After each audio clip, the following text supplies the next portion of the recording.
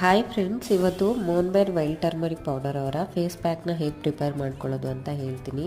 ಮೊದಲಿಗೆ ಒಂದು ಬೌಲ್ಗೆ ಅರ್ಧ ಸ್ಪೂನ್ ಟರ್ಮರಿಕ್ ಪೌಡರ್ ಹಾಕ್ಕೊಂಡು ಅದಕ್ಕೆ ರಾ ಮಿಲ್ಕ್ನ ಮಿಕ್ಸ್ ಮಾಡಿಕೊಂಡು ಪೇಸ್ಟ್ ಮಾಡ್ಕೊಳ್ತಾ ಇದ್ದೀನಿ. ಈ ಪೇಸ್ಟ್ನ ನಾವು ಹಾಲು, ಮೊಸರು, ನಿಂಬೆಹಣ್ಣಿನ ರಸ, ನೀರು, ರೋಸ್ ವಾಟರ್ ಯಾವುದ್ರಲ್ಲಿ ಬೇಕಾದರೂ ನಾವು ಪೇಸ್ಟ್ ಮಾಡಿಕೊಂಡು ಫೇಸ್ಗೆ ಅಪ್ಲೈ ಮಾಡ್ಕೋಬೋದು. ಒಂದು ಸರ್ತಿ ಅಪ್ಲೈ ಮಾಡ್ಕೊಂಡ್ಮೇಲೆ ನಾವು ಮತ್ತೆ ಫೇಸ್ ವಾಶ್ ಮಾಡ್ಕೋಬೋದು, ಸ್ನಾನ ಮಾಡ್ಬೋದು, ಬಿಸಿಲಿಗೆ ಹೋಗ್ಬೋದು, ಮೇಕಪ್ ಮಾಡ್ಕೋಬೋದು. ಯಾವುದೇ ಥರ ಸೈಡ್ ಎಫೆಕ್ಟ್ ಎಲ್ಲ ಏನೂ ಇರಲ್ಲ.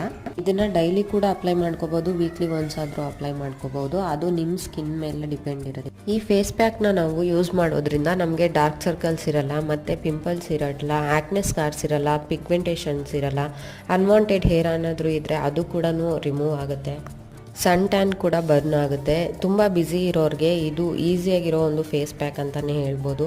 ಈ ವಿಡಿಯೋ ನಿಮಗೆ ತುಂಬ ಯೂಸ್ಫುಲ್ ಆಗಿರುತ್ತೆ ಅಂತ ಅಂದ್ಕೊಳ್ತೀನಿ. ಇಷ್ಟ ಆಗಿದ್ರೆ ಒಂದು ಲೈಕ್ ಮಾಡಿ.